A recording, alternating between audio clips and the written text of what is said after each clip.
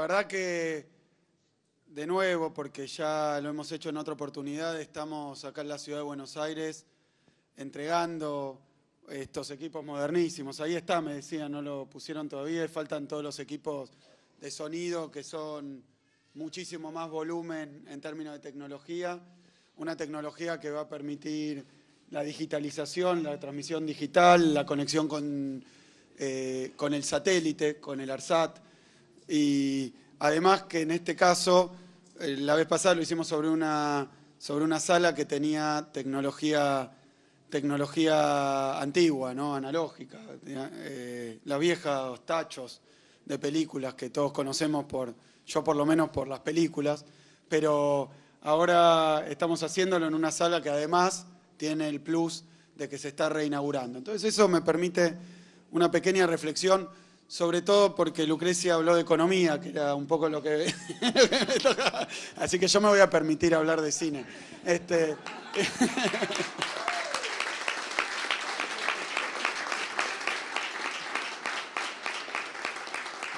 Me parece que tal vez en estos 12 años donde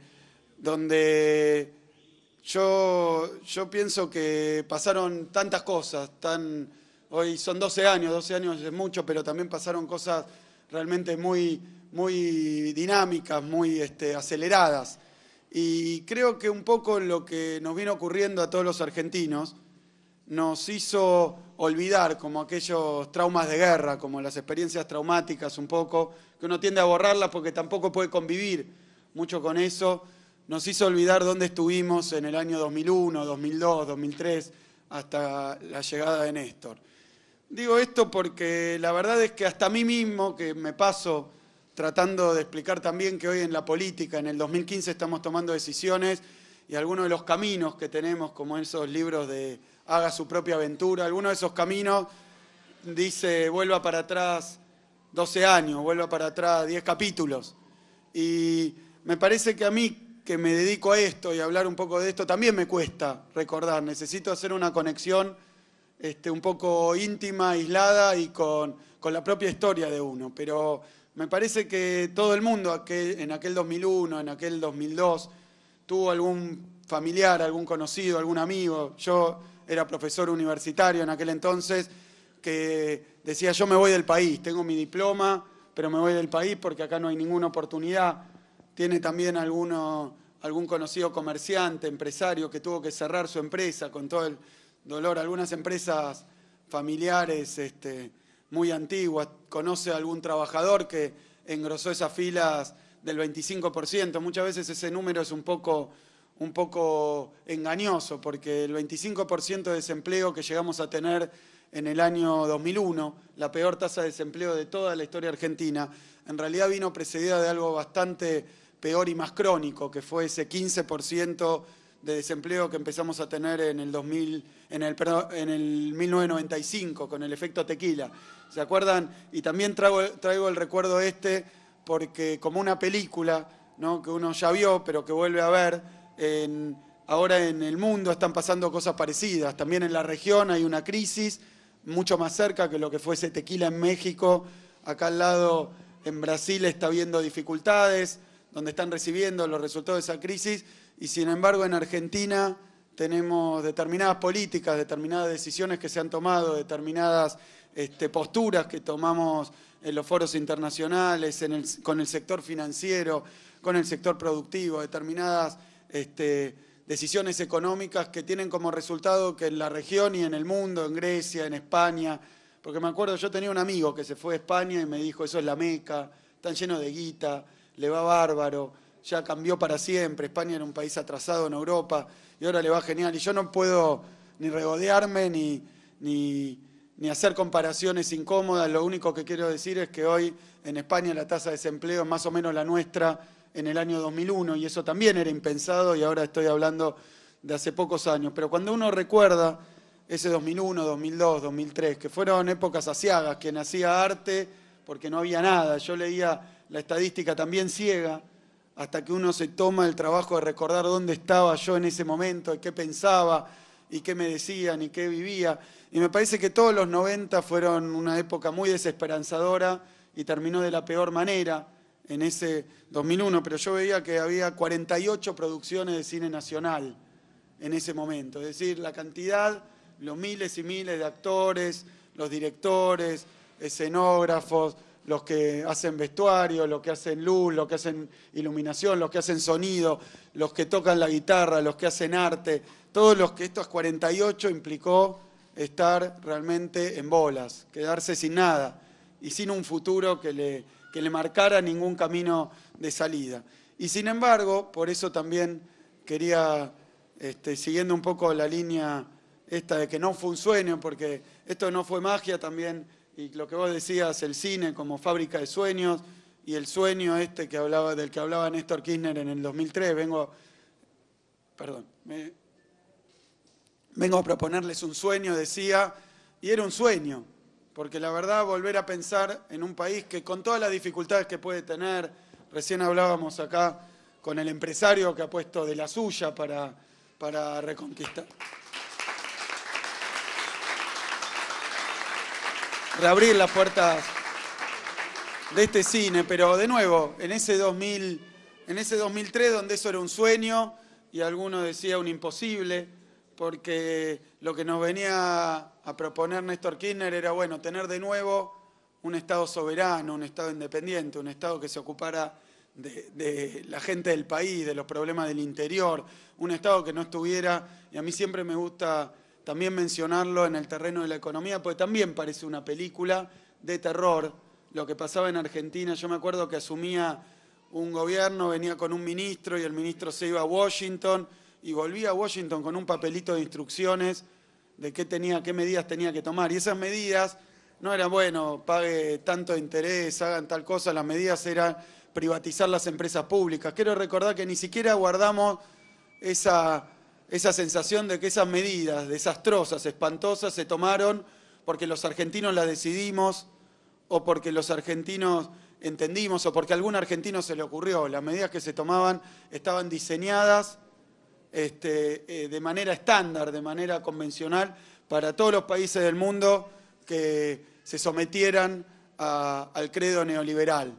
Y que Argentina terminó en ese lugar porque eso viene de antes también, y una película todavía más desastrosa y más espantosa y más trágica, porque esas políticas tienen que ver obviamente con la dictadura militar y con lo que fue, lo que conocemos como el drama tremendo de los 30.000 compañeros desaparecidos, pero también con las políticas económicas que fueron la causa de eso que pasó.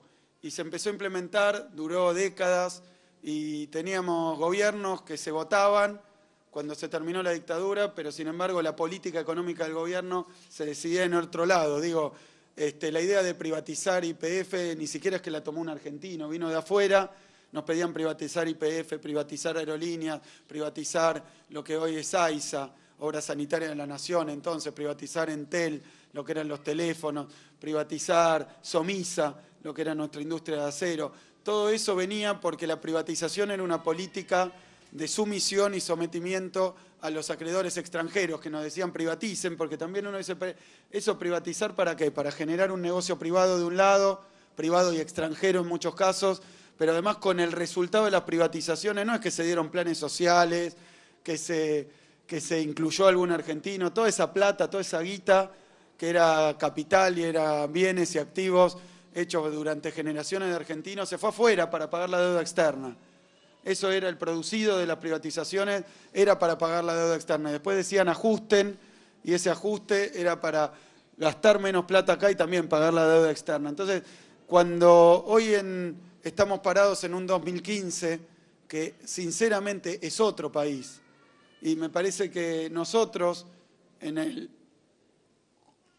el marco de esa transformación del país somos otras personas, tenemos otras ambiciones, otros sueños. Incluso la gente le pide más a los gobiernos, más cosas, porque hay cosas que tal vez, por eso lo de Europa muchas veces recuerda lo que pasó en la Argentina, el drama del pueblo griego, el drama, bueno, de tantos y tantos países europeos que hasta hace poco parecían la meca a la que ir y hoy están en una situación como la que nosotros estuvimos en 2001. Pero todo eso, que como bien dice la presidenta, no fue magia, fue resultado de muchísimas decisiones, Y me parece que desde el terreno de la economía, yo digo, evidentemente para poder crecer de nuevo, para poder distribuir la riqueza, había que sacarse de encima a los acreedores externos.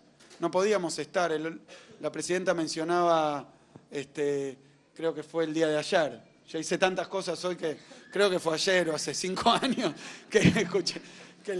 No, pero la presidenta mencionaba que un número que yo quiero recalcar, porque a veces en la pelea con los fondos buitres o en las reestructuraciones de deuda, todos temas muy técnicos, se le pierde uno de vista, que Argentina dedicaba en 2003 el 12% de su Producto Bruto al pago de intereses y servicios de la deuda externa. Es decir que nosotros no éramos ni un país soberano, ni un país independiente, ni teníamos autodeterminación, sino que teníamos que trabajar para pagar la deuda externa. Todo nuestro trabajo, los de todos los sectores, un 10% de cada 10 pesos que producíamos, uno iba a pagar una deuda externa que no habíamos contraído nosotros en el sentido, no digo solo de este gobierno, porque fue una deuda externa como todas las deudas que aquejan a los países emergentes, a los países periféricos, a los países en vías de desarrollo, como quieran llamarlo.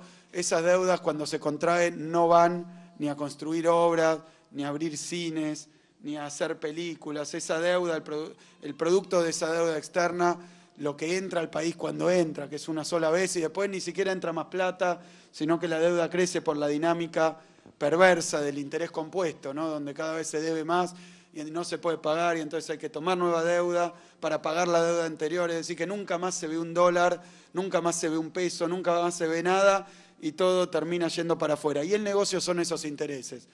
Porque de ese 12%, y quiero recalcar esta cuestión, de ese 12% del producto, no del presupuesto nacional, que debe ser un 20-30% del producto, así que del presupuesto se llevaba casi todo.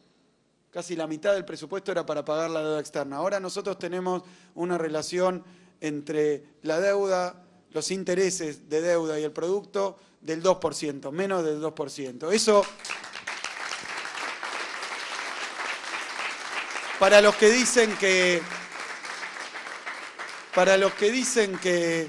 lo que hay que hacer es dialogar más, hablar más, nosotros estamos dispuestos a hacer esto, pero cuando del otro lado hay un acreedor muy poderoso, avalado a veces por el país de origen o por los países que forman parte de esos organismos de la decisión de los organismos multilaterales de crédito. Cuando uno le dice, mirá, flaco, no te voy a pagar más el 12% del producto, vamos a tener que discutir, te voy a terminar pagando mucho menos, te voy a pagar, eso sí, todo, pero lo voy a pagar. Y bueno, no creo que esa charla se pueda tener amenamente, café de por medio. Del otro lado hay intereses muy poderosos y le estás tocando, como decía el general Perón, la víscera más sensible que tiene, y cuando uno habla con un banco, con un organismo de crédito, no es la víscera más sensible, es la única que tienen, y de esas discusiones hay que estar ahí, hay que darlas. Entonces, se han dado batallas muy importantes que nos permitieron llegar hoy a este cine, porque si no, era imposible estar hoy acá, y eso fue todo lo que significó la discusión con los acreedores, después con los holdouts, que vendría a ser la fuerza de choque de los acreedores externos, ¿no? Cuando se le acabaron los recursos para volver a endeudarte, te mandan a los buitres para extorsionar, para hacer propaganda, son una verdadera fuerza de tareas, pero es todo parte de la misma historia. Pero esa historia no es que es la estratosfera, los principios, es una cosa metafísica, es concretamente que el presupuesto nacional tenga espacio para hacer política económica y tenga espacio para algo que es mucho más esencial, porque si uno vota un presidente cada 4 años, después vota, o cada 6 como era antes, después vota para la renovación de los legisladores cada 2 años, va votando, pero las decisiones no las toman los que uno votó, sino que se toman en Washington, se toman en otro lado, no tiene nada que ver. Entonces no es que te ponen un torniquete sobre tu economía, sobre tu dignidad, sobre tu moral, sobre tu soberanía como pueblo. Al mismo tiempo te vacían de contenido la democracia, un gobierno democrático que lo que hace es ir a hacerle caso en nada menos que la política económica, que tiene obviamente incidencia en todas las áreas, pero en la política económica le va a hacer caso a los acreedores externos. Entonces, ¿para qué votamos también? Se pregunta uno. son gobiernos formales, es una democracia formal. Pero para ejercer plenamente esa democracia necesitábamos hacer todo lo que se hizo con la deuda externa, pero eso no se podría haber hecho, y se nota ahora, se nota cuando las papas queman, no se podría haber hecho si al mismo tiempo no se ponía en marcha un viejo proyecto, que si uno lo discute y lo charla y lo medita, y hoy estamos en el barrio de Floresta, pero en todos los barrios, en todas las casas, si uno lo piensa un rato, a nosotros nos habían privado de algo más, nos habían privado de lo que solemos llamar la patria grande.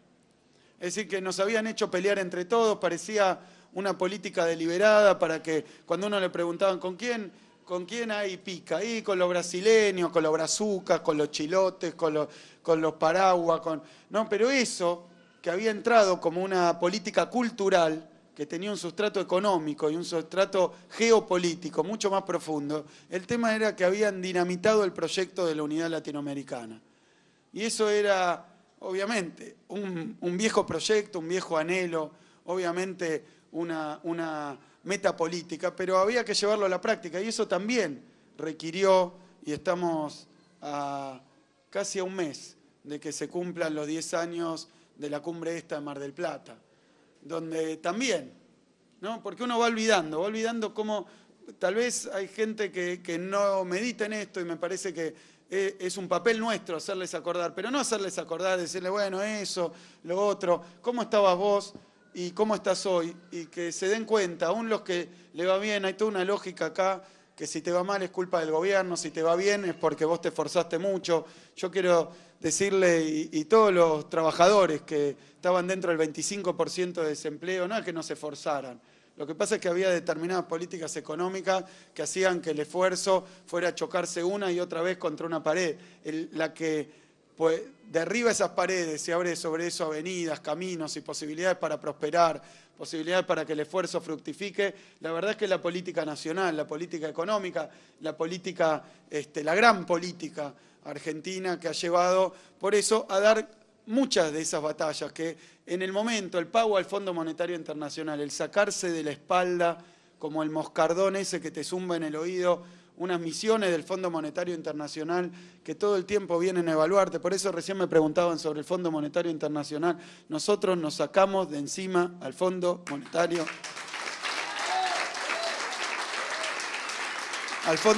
Internacional.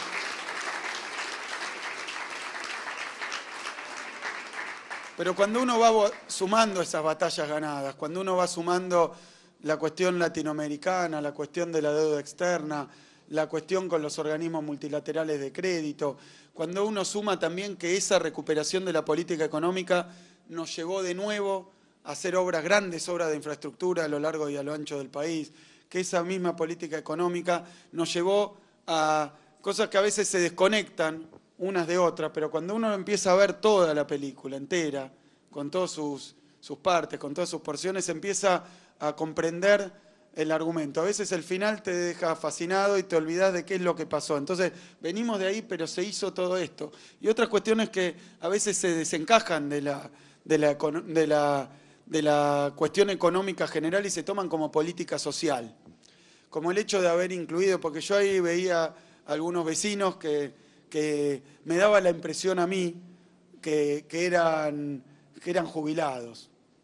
Y bueno, cuando llegó este gobierno en el año 2003, yo quiero recordarlo porque a veces se olvida y la lucha, digamos, mediática del diario Clarín, del diario La Nación, de TN, decir, bueno, pero la jubilación mínima.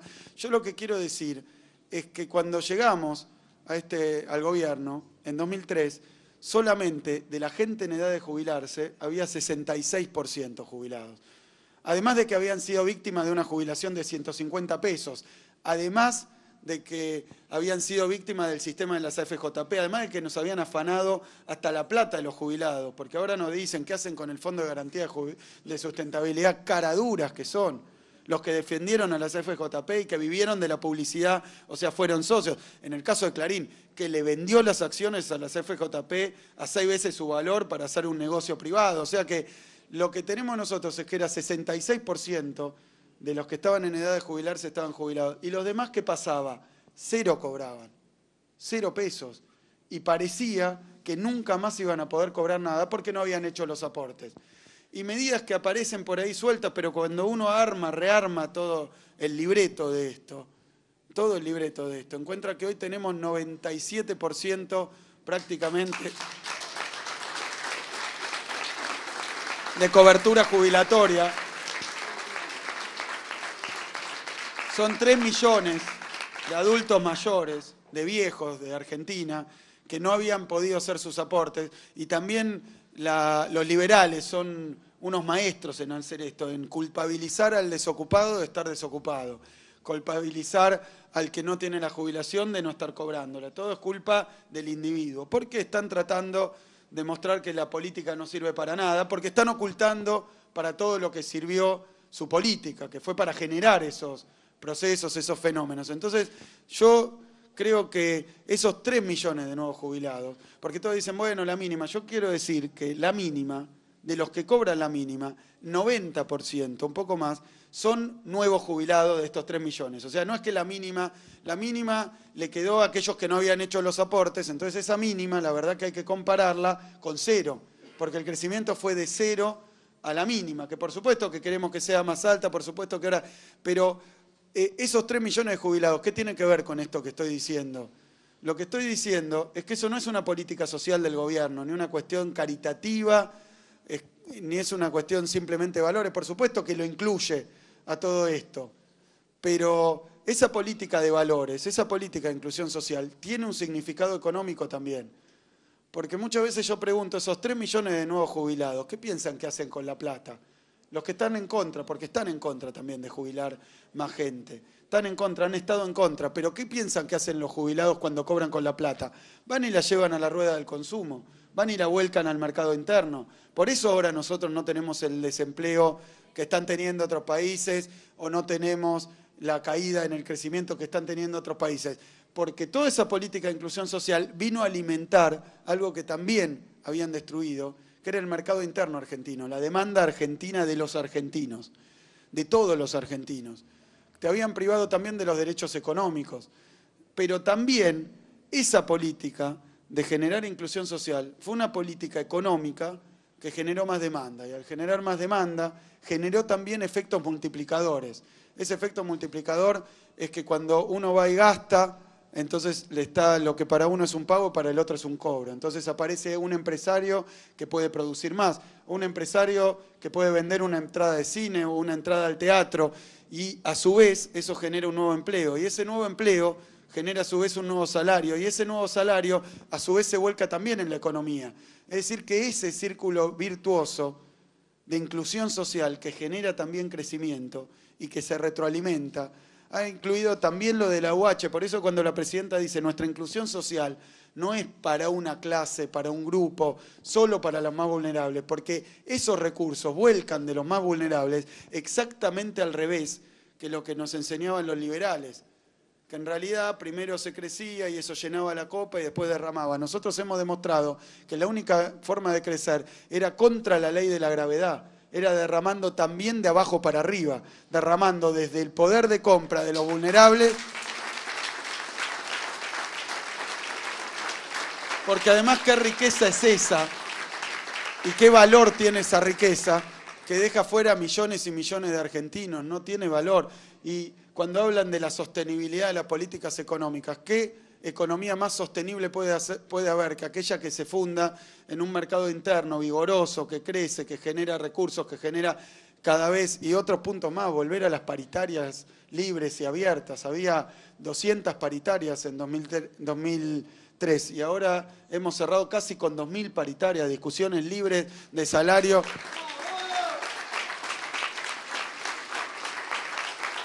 Por eso me parece que hay que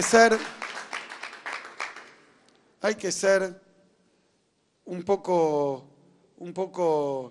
atrevido para hablar de la herencia de este gobierno, como miren lo que dejan.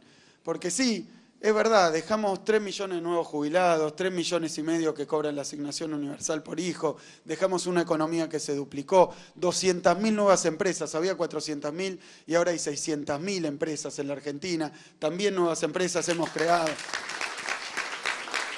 Y quiero decir, porque esto es fundamental, y yo creo que acá voy a ser muy sincero porque yo por mi deformación profesional. Tal vez miro esos otros números y miro la industria, el crecimiento del comercio y de las exportaciones y del campo, y estoy en esos números, pero hay algo que también ocurrió en la Argentina, y eso yo creo que hay que agradecerlo mucho, porque uno podría tener un plan de crecimiento, de industrialización, de inclusión, de desarrollo, y olvidarse de otras cosas.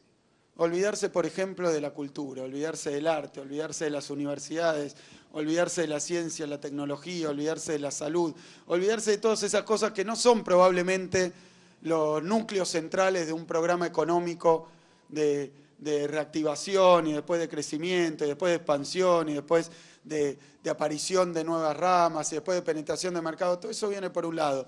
Pero el hecho de que eso se haya hecho al mismo tiempo, en el que pasamos de 48 producciones nacionales a 168, en el mismo tiempo que repatriamos 1.300 científicos, que rejerarquizamos la carrera de investigador. Todo eso parecería que era optativo, que se podía hacer o no se podía hacer, pero me parece que también fue uno de los núcleos fundantes y centrales de estos 12 años de la historia argentina. ¿Por qué?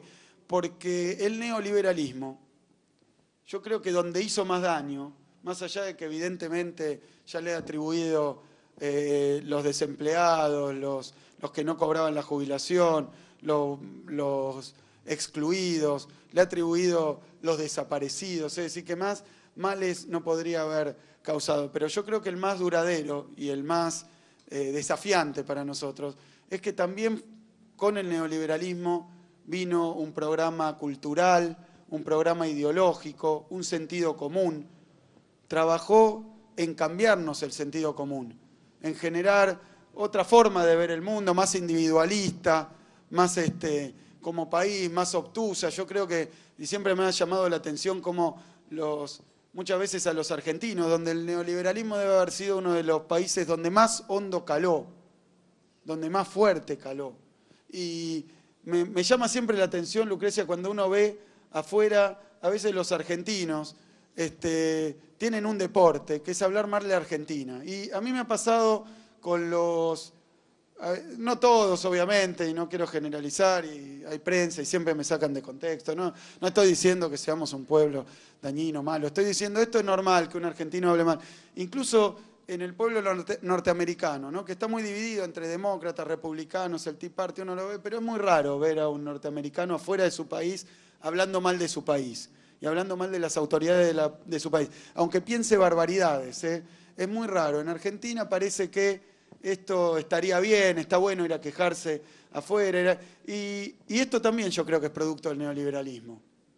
Porque es que no querés a tu país, más allá de quién lo gobierne, cómo lo gobierne. Pensás que lo que pasa en tu país se reduce, se sintetiza en algún político, y no es así. El país somos todos, el país es de la General Paz para adentro y de la General Paz para afuera. El país es también un proyecto cultural, es un proyecto científico, es recuperar tantas cosas. También se ha hecho muchísimo en la industria documental, se ha trabajado mucho en recuperar y discutir de nuevo la historia argentina, que era la de Manual, y eso también se lo debemos al neoliberalismo. O sea que me parece que este proyecto, que fue un proyecto de crecimiento, inclusión, desarrollo, industrialización, la verdad es que no hubiera sido algo tan fuerte, tan distinto, que le diera una impronta tan importante y sobre todo que nos llenara a todos, como estamos acá en el barrio de Floresta, y como vemos esto que parece una pelea de los vecinos exclusivamente, que fue una pelea, a mí me la contaban, yo la verdad no la conocía, pero no la podía creer porque han conseguido eso, pero también hay un empresario que puede venir a invertir para recuperar, rescatar, ponerlo así tan lindo como lo vemos, con la fachada tal como estaba original, porque confía en que va a poder vender las entradas, que va a tener algo que le va a permitir recuperar su inversión y seguir invirtiendo. Es decir que, como bien dice la presidenta también, todo tiene que ver con todo, pero sobre todo, y me parece que eso es lo central que estamos haciendo hoy, volviendo a abrir un cine de barrio, volviendo a ponerle su sala de proyección, volviendo a traer cine argentino a las salas de todo el país, lo que estamos haciendo hoy es algo todavía más importante, esas cosas cuya significación a uno le cae la ficha bastante después, que es que estamos poniendo un granito más a un proyecto político, a un proyecto de país que hace un cambio, pero diametral, en lo que pasó en la Argentina durante décadas y décadas, donde se enseñorearon aquí los bancos extranjeros, los capitales extranjeros, los organismos multilaterales de crédito. Es decir, fuimos tierra de nadie. Y estamos recuperando nuestra tierra, nuestro país, nuestro futuro y también, fundamentalmente, centralmente, nuestra cultura, nuestro arte, nuestro cine, nuestros barrios.